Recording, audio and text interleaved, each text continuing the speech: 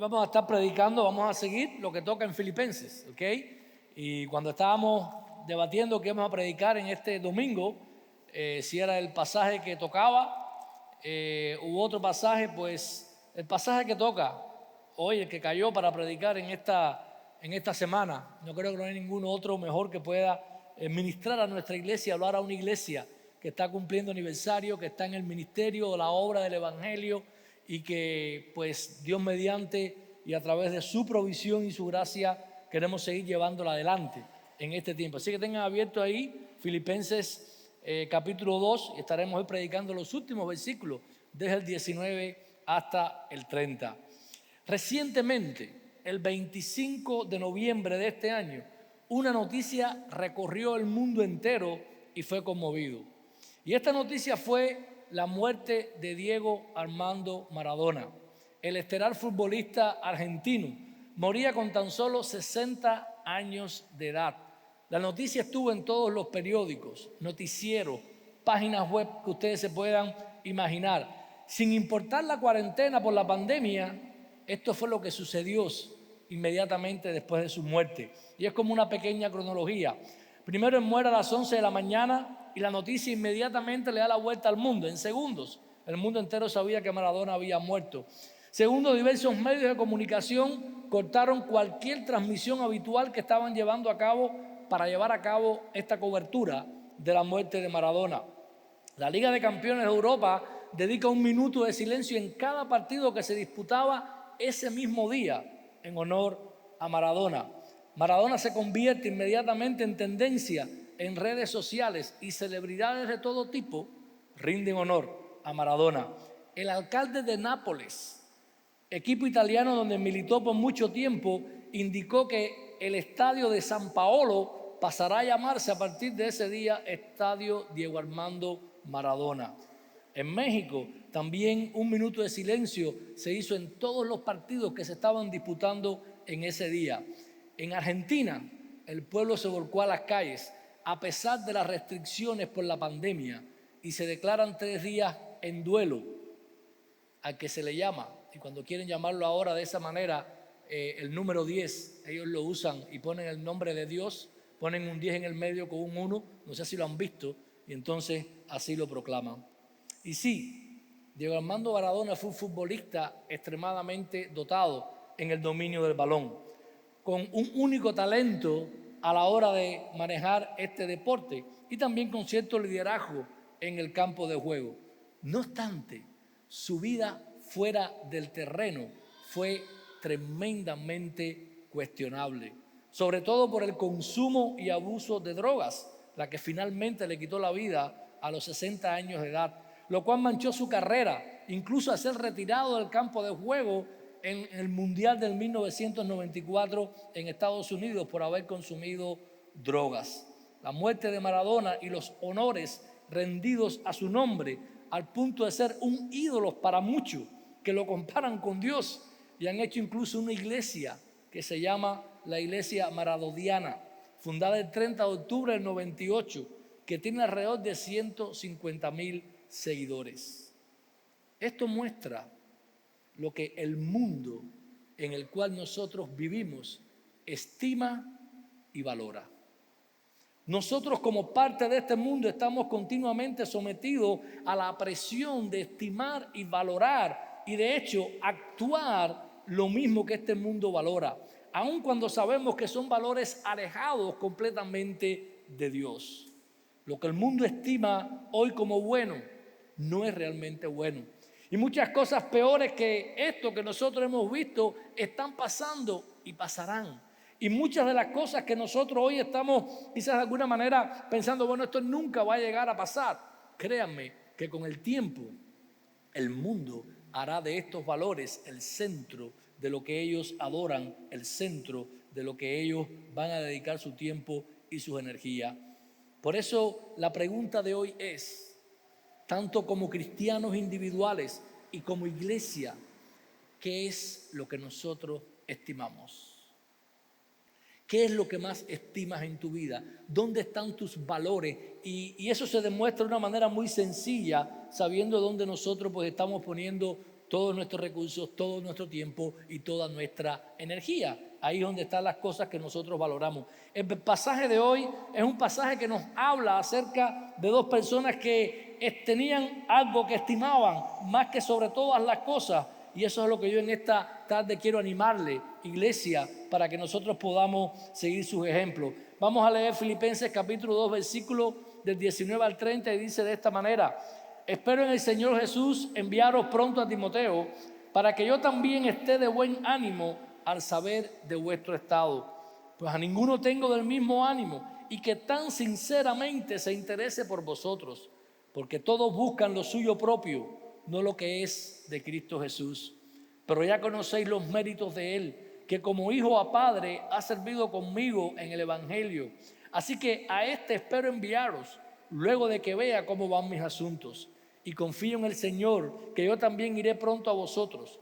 Mas tuve por necesario enviaros a Epafrodito, mi hermano y colaborador, compañero de milicia, vuestro mensajero y ministrador de mis necesidades, porque él tenía gran deseo de veros a todos vosotros, y gravemente se angustió porque habíais oído que había enfermado.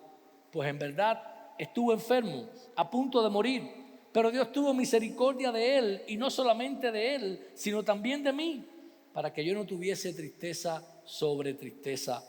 Así que le envío con mayor solicitud, para que al verle de nuevo os gocéis y yo esté con menos tristeza. Recibidles pues en el Señor con todo gozo, y tened en estima a los que son como Él, porque por la obra de Cristo estuvo próximo a la muerte, exponiendo su vida para suplir lo que faltaba en vuestro servicio por mí. Padre, gracias en esta hora, Señor. Gracias por esta tu palabra. Te estamos suplicando y rogando, Señor, que tú la uses para que ella ministre a nuestras vidas y nuestros corazones. Rogamos también que tú permitas que esta palabra pueda hacer su obra tal, Señor, y como tú la usas. En Jesús, amén. Hermanos, este pasaje que nosotros leímos aquí en Filipenses nos está hablando, lo podemos resumir de la siguiente manera: debemos vivir nuestras vidas buscando los intereses de Cristo y teniendo en alta estima a los que arriesgan su vida por la obra. Repito la idea: debemos vivir nuestras vidas buscando los intereses de Cristo y teniendo en alta estima lo que arriesgan su vida por el Evangelio.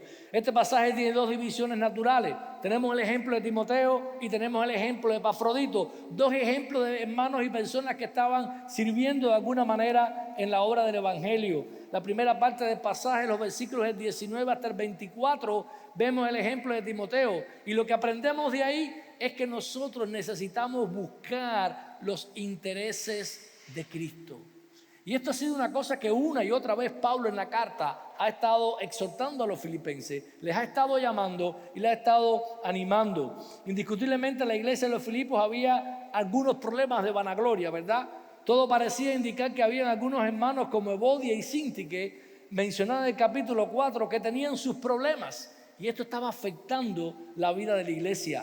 Es quizás por eso que Pablo exhorta a los filipenses en el capítulo 2, versículo 3: nada hagáis por egoísmo, por vanagloria, sino con actitud humilde, cada uno de vosotros considere al otro como más importante a sí mismo. Inmediatamente nos pone a Cristo como este excelso ejemplo de humildad. Este pasaje, Filipenses 2, que nos gusta tanto, hablando de la exaltación de Jesucristo, está hablando acerca de la humildad que tuvo Cristo a la hora de venir y servir a este mundo. Literalmente dice en ese pasaje una actitud humilde, la misma actitud que tuvo Cristo. El mismo Pablo, un poco más abajo, se pone de ejemplo y él dice: bueno, aunque yo sea derramado en libación sobre el sacrificio y servicio de vuestra fe. Y esto es algo que Pablo está usando del Antiguo Testamento. Era la ofrenda de libación que se usaba con los cereales, y la libación era el vino. Se derramaba vino sobre esta ofrenda para que la ofrenda fuera agradable delante de Dios. Y dentro de todo el sacrificio que se hacía, esta libación era como la parte menos percibida o menos vista. Y quizás la idea que Pablo estaba dando aquí es: yo quiero ser simplemente derramado de una manera humilde en lo que tiene que ver con la fe de ustedes, oh filipenses, y simplemente alabar a Dios porque soy parte de lo que Él está haciendo, y me gozo decía él, literalmente, por ser derramado como esa ofrenda que nadie ve, pero que es importante para que sea grata delante de Dios. Quizás diga, bueno, pero Pablo era apóstol, ¿verdad? Y él pudo derramar su vida porque tenía este llamamiento especial de ser apóstol. Y podemos pensar entonces que, bueno, Jesucristo, es Dios, ¿verdad? Por eso él pudo venir, dejar su gloria y hacerse humilde y servir humildemente, no mirando sus intereses. Lo que hemos visto hasta aquí es que Cristo no miró sus propios intereses. No se aferró al ser igual a Dios. Él se despojó de todo. Pablo tampoco se aferró a todo. Si usted lee después el capítulo 3 y lee el pedigrí de Pablo, usted se da cuenta que Pablo era alguien importante, ¿eh? Recuerden que recibió cartas de la iglesia para ir a perseguir a los cristianos aún más allá de Jerusalén, en Damasco y en otros lugares. Y Pablo era alguien importante, pero dice, nada de esto me interesa. Y cuando llega aquí entonces nos da este ejemplo o esta vida de Timoteo, de quien dice, Timoteo es alguien que también busca los intereses de Jesús. Recordemos que Pablo había mandado la carta con Epafrodito, ¿verdad? En el versículo 25 lo vamos a ver. Y esta carta estaba llegando, estaba anunciando que Timoteo iba a llegar pronto. Mire cómo el versículo 19 dice, voy a enviaros pronto a Timoteo. Pero lo curioso es que era Epafrodito que estaba llevando la carta, que habla a partir del versículo 25, para que yo sepa de ánimo al saber de vuestro estado. Pues dice, a ninguno tengo del mismo ánimo que tan sinceramente se interese por vosotros. Está hablando de que Timoteo es del mismo ánimo y que sinceramente se interesaba por los filipenses. Recuerden, Pablo conoce a Timoteo en el segundo viaje misionero, en Derbe. Y es en el segundo viaje misionero donde después de haber salido ahí de aquel lugar de Listra y de Derbe, Pablo ve la visión del varón macedonio que le dijo, ven y ayúdanos. Pablo arranca y va para allá, llega a Filipos y ahí empieza entonces la iglesia de los filipenses. Timoteo estaba en ese primer viaje, en el segundo viaje misionero con Pablo, esa primera visita a Filipenses, a esa iglesia. Timoteo conocía a los filipenses, él había estado con ellos, él había visto todo lo que había ocurrido en esta iglesia, cómo Pablo estaba predicando, cómo fueron puestos en una cárcel, cómo la cárcel tembló, cómo fueron liberados. Y Timoteo había podido percibir todas estas cosas. Por eso él dice, él se entera o tiene un interés sincero por vosotros. Este fue el primer viaje misionero de Timoteo. Llega a la iglesia de Filipos y ve todo esto. Y dice que estaba interesado. Versículo 21 es recalca entonces, porque todos buscan lo suyo propio. No lo que es de quién, no lo que es de Cristo Jesús. Lo que Pablo está diciendo, no está comparando a Timoteo con los otros hermanos ahí en Filipos. Lo que Pablo está diciendo, Timoteo es una persona que busca los intereses de Cristo y por la obra de Cristo él ha dado su vida. Hermanos, ¿cuáles son los intereses que nosotros buscamos en nuestra vida? ¿Detrás de qué estamos? ¿Qué estamos siguiendo? ¿Cuáles son nuestras metas? ¿Qué es lo que más queremos alcanzar en este mundo? ¿Cómo está organizada nuestra vida y de qué manera nosotros podemos entender a dónde o qué es lo que nuestra vida está sirviendo o está llevando adelante? Timoteo había dejado su familia atrás, había abandonado la comodidad de su casa para servir junto a Pablo. Timoteo había servido junto a Pablo en la propagación del evangelio.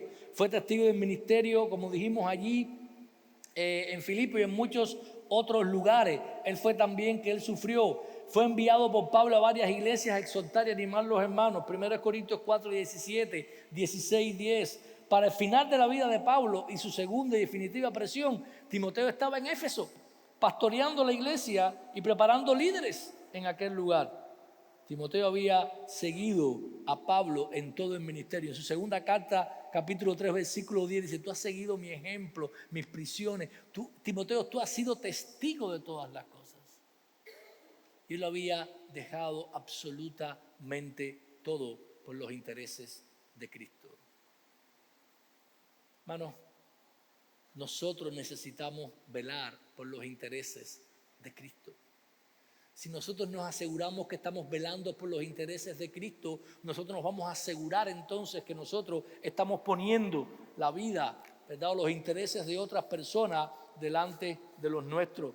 No solo este fue un verdadero hijo para Pablo. En 2 de las cartas que le envía a él, primero se dirige como verdadero hijo en la fe y en la segunda le dice, mi amado hijo. En el versículo 22 dice, porque ya conocéis los méritos de él, que como hijo a padre me ha servido conmigo en el evangelio. Pablo estaba hablando que había sido un hijo para él y le había servido. Él buscaba los intereses de Cristo y no los suyos propios. Y mientras él servía a Pablo, él estaba sirviendo al evangelio. Él estaba haciendo la obra del evangelio. ¿Qué hay de ti? ¿Qué hay de nosotros? ¿Qué hay de nuestra iglesia? La preocupación de Pablo por los filipenses era tan genuina que no solo había mandado a Epafrodito, que se iba a desprender del servicio también de Timoteo para animarles, sino que él mismo estaba haciendo planes para ir a verles. Es todo lo que termina diciendo el versículo 24. Así que espero enviaros luego que vea cómo andan mis asuntos. Recuerden que Pablo estaba preso, él está encadenado, él está esperando un juicio. Él le está diciendo, en cuanto yo sepa qué va a pasar con el juicio, yo le mando a Timoteo para que él les ponga al tanto de lo que está sucediendo. Dice, pero yo también iré pronto a veros. Lo curioso es que esta sección de la carta, usualmente en las cartas de Pablo, está al final y en cualquier otra parte, que son los saludos y son los planes de viajes. Pero aquí está insertado en el medio de la carta por el genuino interés y lo que está, el hecho de que esté insertado aquí nos habla acerca de cuán importante era para Pablo que los filipenses entendieran este genuino interés, esta humildad y este servicio por la obra de Cristo. Pablo quería servirles tanto que él mandó a Epafrodito, que vamos más adelante, que había sido enviado para que lo ayudara, y mandó a Timoteo después. Estaba dispuesto a mandarlo y quedarse sin él por tal de servir a la obra del evangelio y edificar allí a los filipenses. Esa era la preocupación que él tenía. Pero Timoteo no es el único ejemplo de servicio. Quizás hasta este punto tú me digas, bueno, pero Cristo es Cristo, Pablo fue llamado a ser apóstol y Timoteo es un pastor, ¿verdad? En la segunda carta vemos, en la primera carta vemos que Timoteo le fue impuesta la mano al presbiterio. Él había sido llamado también a servir y a ser un pastor. Y los pastores, lo que son llamados, pues Dios los habilita para que puedan servir la obra del evangelio. Eso no tiene nada que ver conmigo, quizás diga usted. Pero bueno, Pablo reserva un último ejemplo de todos aquellos que habían servido, tenían una actitud de humildad y de arriesgarlo todo por la obra de Cristo o por los intereses de Cristo. Y este ejemplo está a partir del versículo 25, es el ejemplo de Epafrodito. Hermanos, esta segunda sección del pasaje nos habla de que nosotros necesitamos estimar grandemente a los que arriesgan su vida por el evangelio. Necesitamos como iglesia y como cristianos estimar a aquellos que dan su vida por el evangelio. Si puede quedar alguna duda a los filipenses de cuál tiene que ser la actitud con la cual debe servir la iglesia, Pablo no solo pone el ejemplo de Cristo, el de él mismo y el de Timoteo, sino que él simple pone el ejemplo de Epafrodito, un simple miembro de la iglesia, ¿verdad? Decimos así, no existen simples miembros, pero una gente o alguien que no había sido llamado al ministerio. ¿Quién es este Epafrodito? Versículos 25 y 26 nos hablan de quién es. Dice, me ha sido necesario enviarle a Epafrodito, mi hermano, era un hermano en la fe, era un colaborador, era un compañero de milicia de Pablo. Pablo usa todo este lenguaje para decir, es alguien que también ha combatido conmigo en el evangelio y ha estado a mi lado.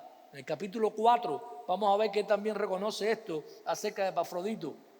Y es también mensajero y ministrador de mis necesidades. En otras palabras, Epafrodito había llegado a Pablo de la iglesia de Filipenses con una ofrenda para sostener a Pablo en aquel tiempo. Y esto era extremadamente loable si consideramos que en el tiempo de los romanos, si usted estaba en una cárcel, el Estado no pagaba sus gastos.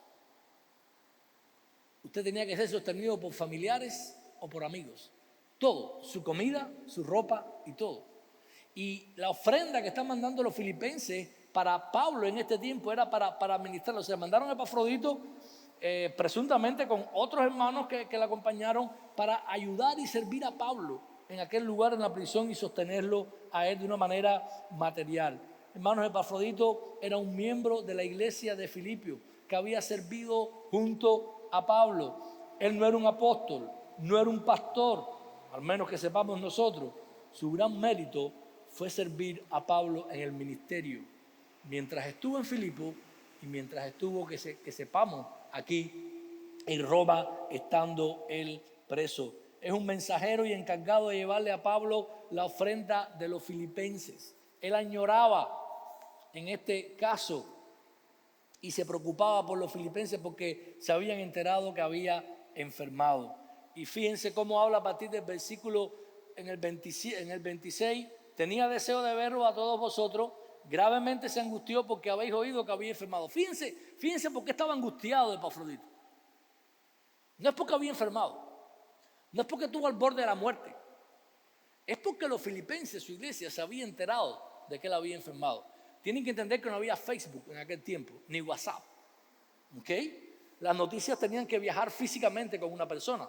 Lo más probable es que alguien del equipo que iba de Filipenses, estimablemente con una gran suma de dinero, no podía viajar solo, haya regresado en el momento en que se enferme Epafrodito en su viaje a Roma, le haya dicho a la iglesia lo que estaba pasando, pero que este había decidido seguir y la iglesia no sabía qué había pasado con ellos. Por eso es que, de hecho, Pablo está mandando a Epafrodito y le está diciendo, regresa para que ustedes tengan gozo, para que vean lo que ha pasado. Versículo 27, dice, pues en verdad estuvo enfermo, a punto de morir, pero Dios tuvo misericordia de él, y no solamente de él, sino también de mí, para que yo no tuviese tristeza sobre tristeza. En otras palabras, Pablo está diciendo, y lo que está hablando Pablo es que había enfermado a punto de muerte. Y créanme que en ese tiempo la medicina no estaba tan desarrollada, Y él está hablando de como que Dios obró de una manera sobrenatural y directa en esta sanación de Epafrodito, para que él no tuviera tristeza. Él estaba preso, otra tristeza más, para que estuviera, dice, la gracia de Dios estuvo en ese momento y la misericordia. Versículo 28, así que lo envío con mayor solicitud para que al verle de nuevo os gocéis y yo esté con menos tristeza. Es esta la razón por la que lo están mirando, pero fíjense el corazón y la manera en que Epafrodito sirve a Dios. Hermano, era alguien que estaba simplemente sirviendo. No subestime jamás las maneras en las que tú puedes ser útil en el ministerio y en el evangelio. ¿Saben qué es lo que había hecho Epafrodito? Ser portador de una ofrenda, un mensajero de la iglesia que le llevó una ofrenda que él estaba allí en la cárcel. Nosotros como cristianos, como hijos del pueblo de Dios, tenemos, hermanos, muchas oportunidades de servir en el evangelio, de servir en la obra de Cristo. No esté sentado en su casa esperando a decir, pero a mí nunca me llaman ni me dan una oportunidad. O yo no puedo hacer esto, no puedo hacer lo otro. Hermano, usted es libre de servir en la obra de Cristo. Y cosas que usted crea que son pequeñas, que usted puede hacer, son cosas por la causa del evangelio. Es increíble cómo Pablo está aquí exaltando a Epafrodito y honrando a Epafrodito por lo que ha hecho. Y él simplemente era alguien que llevaba una ofrenda para él. Y él lo pone de esa manera. Nosotros como cristianos lo podemos hacer. El pasaje que el pastor Huicho estaba leyendo, ¿verdad? Habla acerca de este sacerdocio universal de cristianos. Vosotros sois linaje escogido, real sacerdocio, nación santa, pueblo adquirido para posesión de Dios, a fin de que anunciéis las virtudes de aquel que los llamó de las tinieblas a su luz admirable. Iglesia, nosotros estamos llamados a servir a la obra de Cristo. Estamos llamados a arriesgarnos en el servicio por la obra de Cristo. No importa lo que eso tome o depare para nosotros. Cada cristiano y cada miembro de la iglesia tiene oportunidades de sobra para servir, ya sea simplemente orando por tantos misioneros y personas que están predicando el evangelio en tantos lugares, orando porque el evangelio siga penetrando y siga llegando a los confines de nuestra ciudad y de nuestra patria y a los confines del mundo, ofrendando para que el ministerio, para que misioneros o personas puedan ser sostenidas en otros lugares, para que iglesias saludables puedan ser plantadas y el evangelio siga avanzando, ofreciendo su casa para reunir un grupo pequeño, cocinando para la iglesia, limpiando el piso, dando su tiempo y energía para hacer cualquier cosa. Incluso, si queremos entender y comprender, según Colosenses lo expresa, cómo es que nosotros servimos a Cristo. Servimos a Cristo incluso cuando estamos en nuestros trabajos seculares, haciendo lo que tenemos que hacer. ¿Cuáles son tus intereses? ¿Qué valoras en este mundo? ¿Cuánto has sufrido por el servicio del Evangelio? ¿Cuánto de tu tiempo y energía dedicas a la obra de Cristo? ¿Hasta qué punto estás dispuesto a sacrificar? Estas son preguntas que nos pueden ayudar a examinar cómo anda nuestro servicio en la obra de Cristo. Finalmente, Pablo le dice aquí en esta parte a los filipenses que como iglesia nosotros necesitamos estimar a todos los que son como Él. Dice el versículo 29 y 30, recibirle pues en el Señor con todo gozo y tened en estima a los que son como Él, porque por la obra de Cristo estuvo próximo a la muerte, exponiendo su vida para suplir lo que faltaba en vuestro servicio por mí. Estos son los únicos dos imperativos de este pasaje. Recibir de Epafrodito y tenerle en alta estima. Pablo está diciendo, lo que Epafrodito ha hecho es loable en la vida cristiana. Son cosas que la iglesia de Filipos necesitaba y debía de valorar adecuadamente. No la vida de alguien que tiene mucho talento para darle patada a una pelota y destruir todo lo demás que toca, sino aquel sacrificio que lleva a que la obra de Cristo pueda seguir adelante. Pablo le pide que lo reciban y tengan en alta estima a aquellos que están haciendo. Y es curioso porque ni habla eso de Timoteo, ni habla eso de él, solo de Epafrodito. Reciban a personas como esta. Hermano, es fácil seguir, admirar a pastores en internet. Es fácil. Es fácil seguir a los grandes pastores de este tiempo, personas que Dios está usando. Es bueno hacerlo, de hecho. Es bueno. Pero cuán difícil a veces no es reconocer al hermano que está al lado mío en la iglesia y que está sacrificando su vida, su casa, su tiempo por el Evangelio de Jesucristo. Iglesia, aprendamos a estimar a este tipo de personas. Aprendamos a animar a aquellos que están a nuestro lado y que en lo que tienen o aún en lo que no tienen están dando de su vida, tiempo, energía y recursos para la obra del ministerio. No pasemos por alto este tipo de sacrificio. Estimemos a estos hermanos y recibámoslo en la fe. Hermanos, concluyo en esta tarde. Yo no sé lo que pienses de Maradona ni de qué tipo de tributo le hayas ofrecido en realidad. Es alguien a quien tenemos que reconocer que Dios en su gracia común le dio habilidades extraordinarias para el manejo de una pelota llena de aire. Más allá que eso, no tengo idea de qué otro bien haya hecho a esta humanidad. Centrarnos en exaltar los valores de este mundo por encima de vidas que realmente impactan y alaban los valores que Dios ha hecho, es algo que nosotros los cristianos debemos de cuidarnos. Los valores que debemos estimar y reconocer son aquellos que están guiados por una actitud de humildad y sacrificio, donde los intereses de otros y los intereses de Cristo están por encima de mis propios intereses. Lo cierto es que todavía faltan muchos sacrificios por la obra de Cristo, ¿verdad? Y quiero citarles Pablo en Colosenses capítulo 1, del 22 al 27. Ahora me alegro en mis sufrimientos por vosotros, decía, y mi carne, completando lo que falta de las aflicciones de Cristo. Hago mi parte por su cuerpo, que es la iglesia, de la cual fui hecho ministro conforme a la administración de Dios que me fue dada para beneficio vuestro, a fin de llevar a cabo la predicación de la palabra de Dios, es decir, el misterio que ha estado oculto desde los siglos y generaciones pasadas, pero ahora ha sido manifestado a sus santos, a quienes Dios quiso dar a conocer cuáles son las riquezas de la gloria de este misterio entre los gentiles, que es Cristo en vosotros, la esperanza de gloria.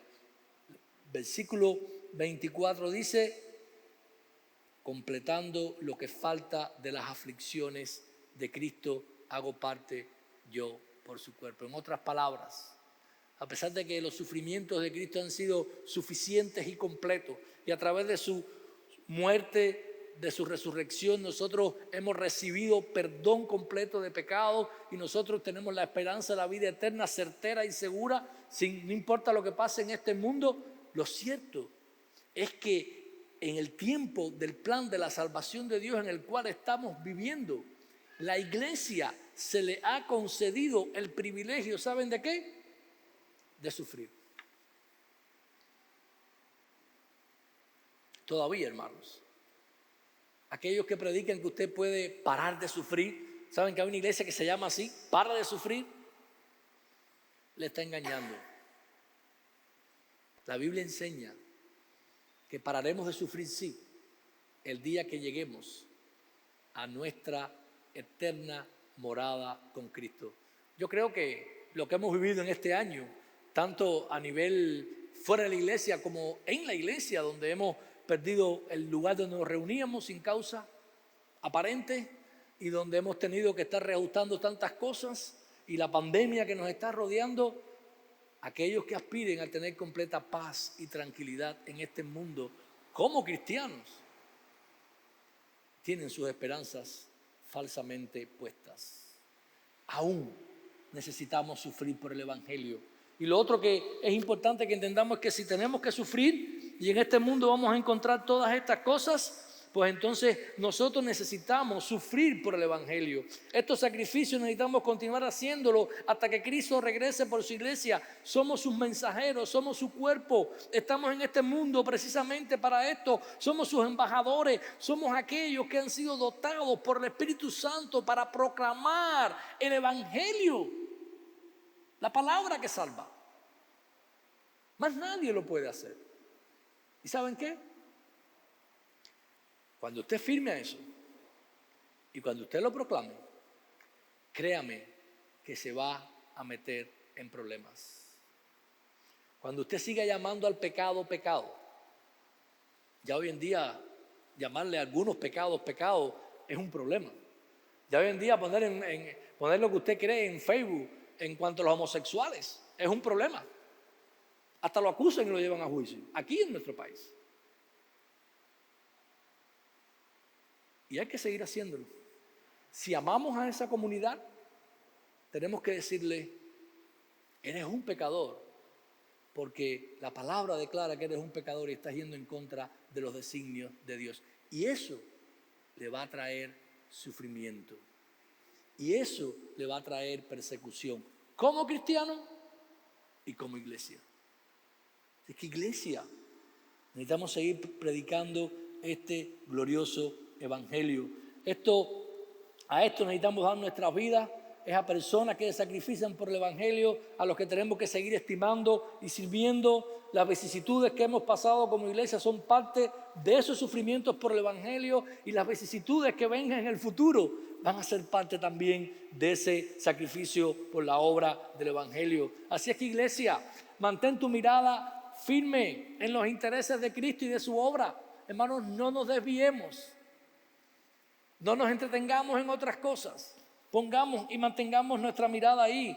Invirtamos en estos intereses una y otra vez. Reconozcamos y tengamos en estima a aquellos que están obrando en el evangelio. Y sobre todas las cosas, mantengamos siempre una actitud humilde y de sacrificio. Esos son los valores que Dios busca en nosotros. Hermanos, dependamos completamente de Dios. Él es el que nos va a hacer las fuerzas, o nos dará las fuerzas para nosotros seguir adelante. Que Dios nos ayude y que en su gracia nos siga sosteniendo como lo ha hecho en este tiempo hasta hoy. Oramos. Padre, gracias te damos una vez más en este día, Señor. Muy agradecidos a ti por Jesucristo y la obra que ha hecho que nosotros podamos salir de las tinieblas a tu luz, Señor.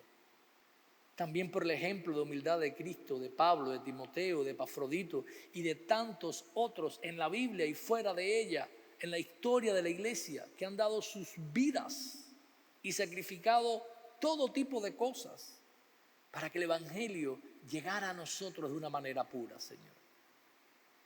Te suplicamos hoy que nosotros seamos parte de esa cadena, que la Iglesia Bautista Nueva Vida siga proclamando este mismo mensaje sin importar el costo, el precio o el sufrimiento, para que futuras generaciones puedan seguir oyendo este Evangelio no contaminado. Gracias, porque tú nos has sostenido hasta hoy, Señor. Gracias, porque sabemos, Padre, que tu Espíritu y tu misericordia nos van a seguir sosteniendo y van a estar de nuestra mano todos los días hasta que lleguemos a tu bendita presencia. En Jesucristo y por sus méritos. Amén. Amén. Dios les bendiga, mis hermanos.